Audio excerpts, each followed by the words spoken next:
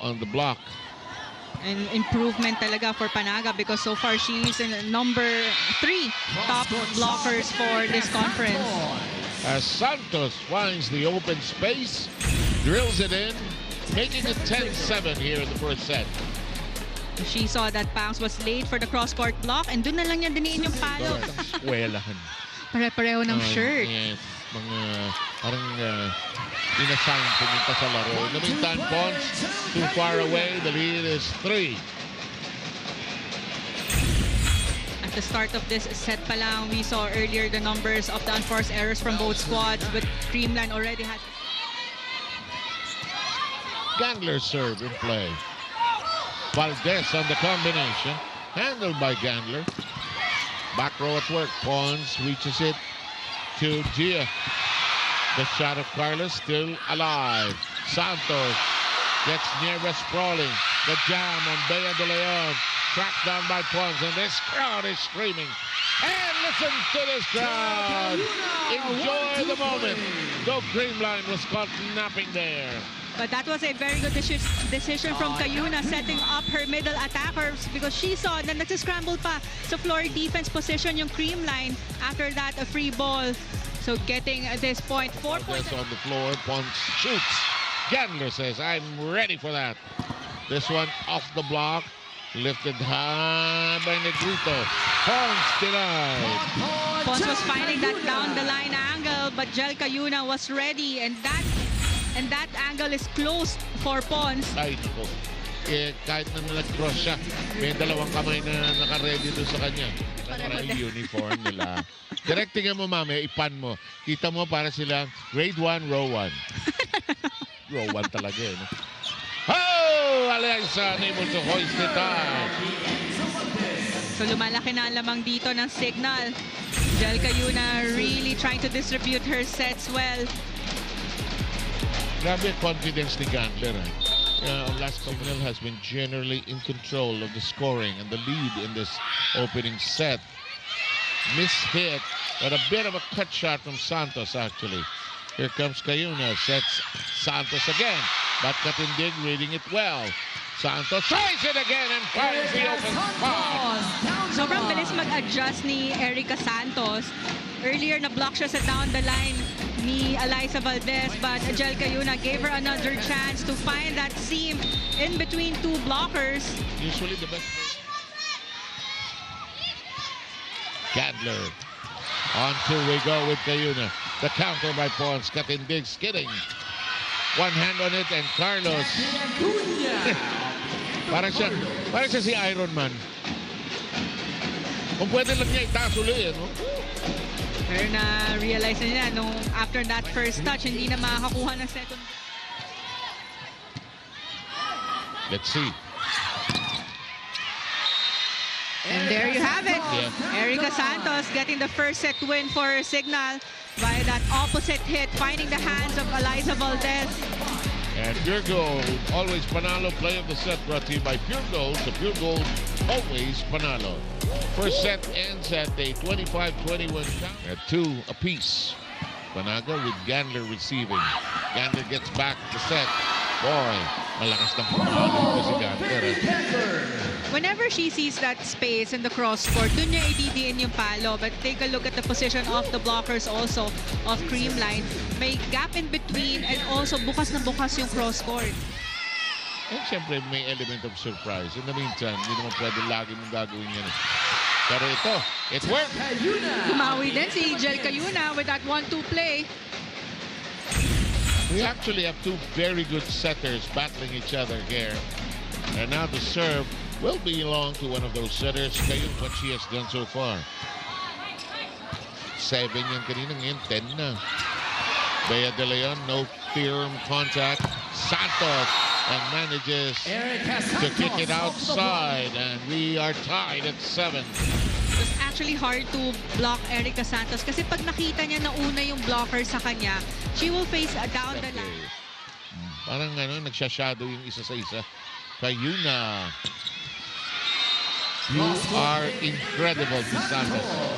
You're something else. 9 points already. The way she reads the game is so impressive. nakikita niya yung pwesto talaga ng blockers. Timeout mark ahead of Signal here. If they score here.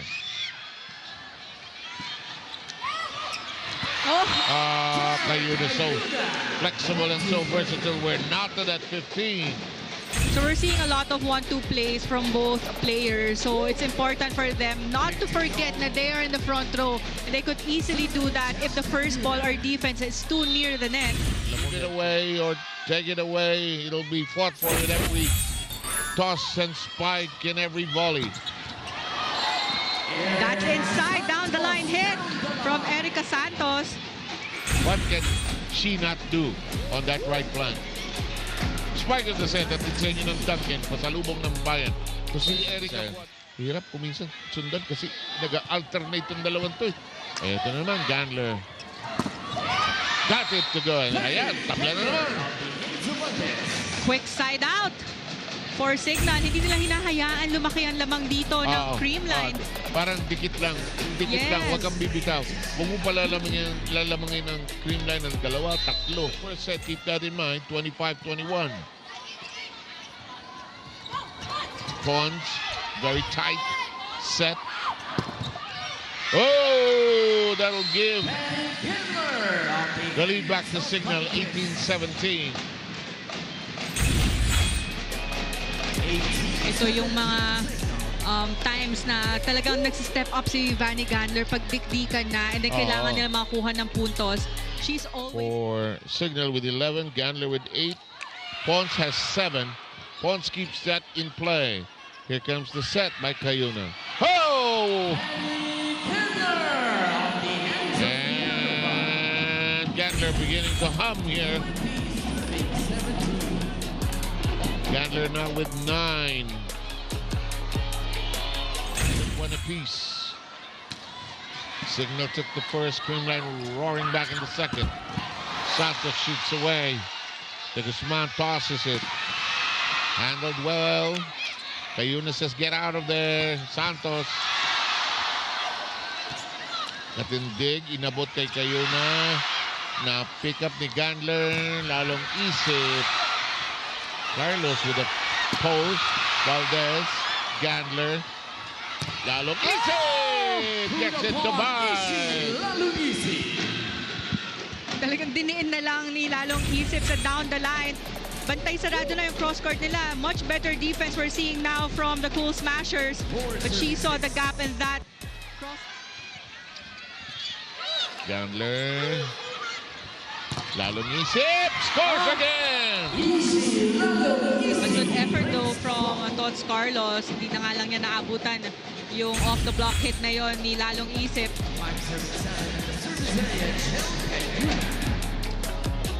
Maganda rin sa Signal natin. But if Lalong Isip can get something going, ooh, sloppy reception. You don't see that all the time.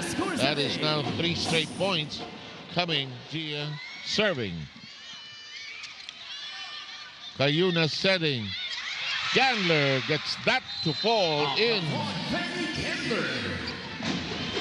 You could hear in the timeout from Coach Shaq na ni-remind niya yung mga players niya no, na nag-adjust na rin sa defense itong cream line. Bantay sarado na yung mga angles ng attackers niya. So they need to change their... They can go, flow smoothly. Good combination play. Gandler delivering on the tap. 14-11 now. Hindi na kailangan paluin pa yon dahil kahit na sumabay na yung mga blockers. Diin na lang in the middle. Yeah. Miss a single moment. Catch all the action live on the Pilipinas Live app. Also on One Sports and on One Sports Plus. Did she get the corner? Yes, she did. Yes, she did. After that second technical timeout, that was a good quick hit.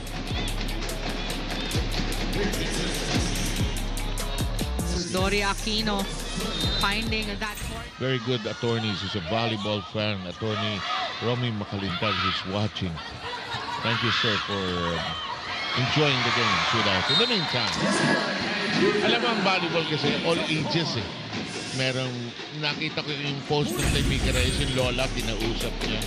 I have a classmate who's also a Lola. She's here right now watching the games. There are children shouting, "Go Green Line!" which was a concern of Sherwin Meneses, that they had to manage a little better Cayuna.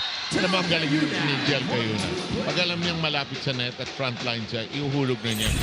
And hindi lang easy over, no? Talagang ididiin niya. Ididiin niya para hindi na bumalik. Take a look at that. Trying to keep the Creamline team away. Wow! Doria! I love that set from Jel Cayuna. There was a fake set or jump, parang delay on the jump. And biglang nakita niya doon si Doria. Be quick!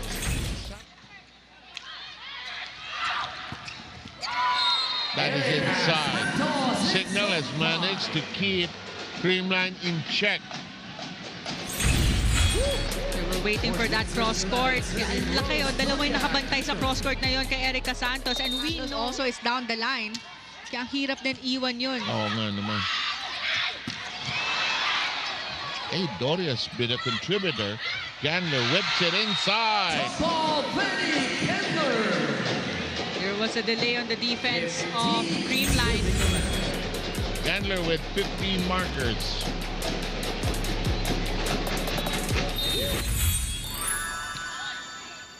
Santos, regalo. Hindi na baon. Valdez, miss-hit. Tinaas ni Cayuna. Gandler hits long. She got a piece of a hand there. Naabot pa yon ni Don Katindig. He was able to read that well.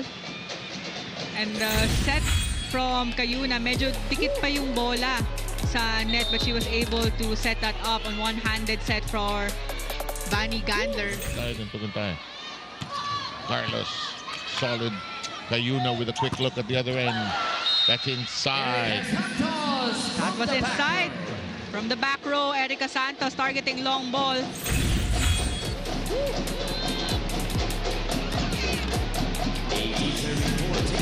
Alam mong napaka-importante ng laro. Ang dami Hit. And they were able to execute that really well. They're only down by 2 points now. Erin Pangilinan seeing action for the first time here. Cut shot by Santos. Toss to the other end. Gandler kneeling down. Some zone. Playable. Carlos. Kicked up by Santos. Gandler. Up on the line. Block. Block. Good anticipation on the net. Take a look at that block point down the line. Challenge tayo. What will the challenge be? 5 points have been all De Leon. So that's a good one. Oh! Oh, naputasa sila sa likod. Nakita, di kayo na yun. Yung mga 1-2 play na ganyan, no? Kahit ang layo ng push, targeting corner pocket. Important because ang fifth set na 15, mabilis lang yan, ha? Mahirap pag nalamangan ka ng maaga. Yes. But going back to their game nung preliminaries, nag-fifth set din sila, but extended naman yung set na yon. Oo, parang ayaw matapos yun. Cayuna. Carlos diving. Gandler stretching and Katindig colliding. It's still in play. Everybody reassembling now. De Leon, Katindig says, no way! Santos! Drills it in! Credit the effort of the Super Spikers, really scrambling for defense, but the most important part is they were able to position themselves right away and anticipate the set play of Creamline. And Erica Santos there on the opposite, always ready to... Anyway, it's 4-1.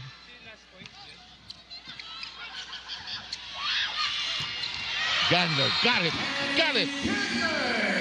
Inside, down the line, finding that open from the down the line block of Creamline.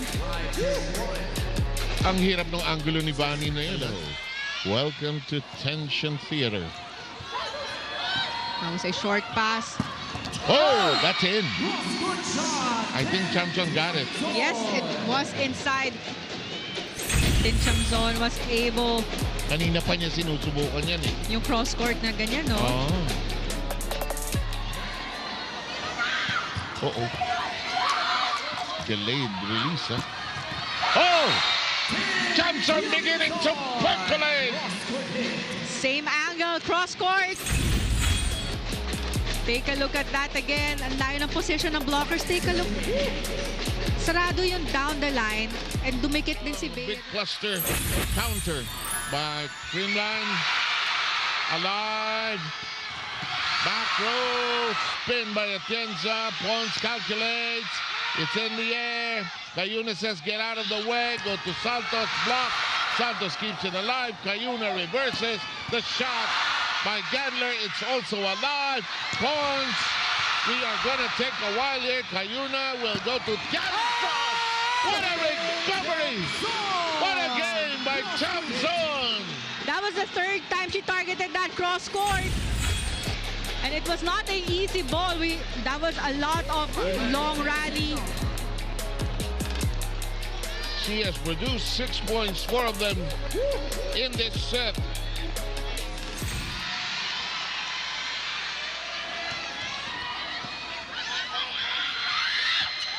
Inside. Santos takes care of business there with 26 points. Take a look what happened there again. Si Pangs humabol doon sa middle. Yung announcer, hindi ko alam. Ako lalo na. Katabi ko, okay lang. Nasa condition to, nagte-tennis ito eh. 13-12.